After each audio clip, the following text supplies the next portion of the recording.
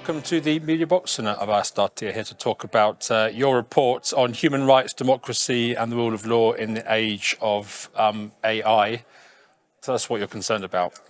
So, first of all, this is an opinion of the Parliamentary Assembly relating to a treaty that the Council of Europe Committee of Ministers, in the form of a committee called CAI, or the Committee on Artificial Intelligence, have created. That is the first of its kind, an international treaty that covers artificial intelligence and how it relates to democracy, the rule of law and human rights, how we can best protect these values of the Council of Europe when it comes to the encroachment of AI towards those cherished values.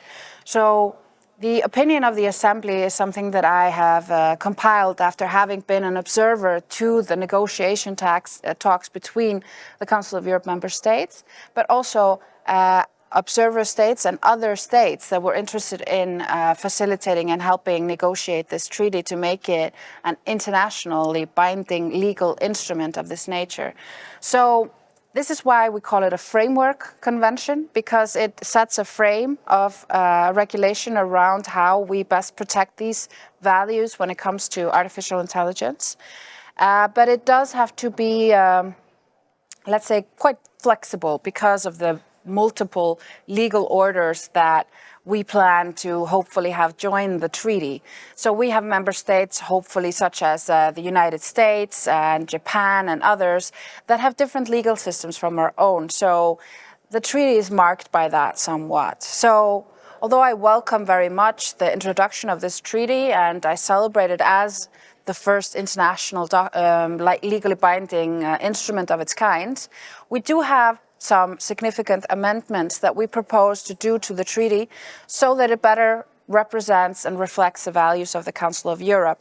The most important of which, in my own mind, are removing the blanket exclusion of national security and national defense from the scope of the treaty. It's something that I don't think that we as a Council of Europe can justify, so we propose to reintroduce that it is within the scope, even though states can, of course, introduce limitations.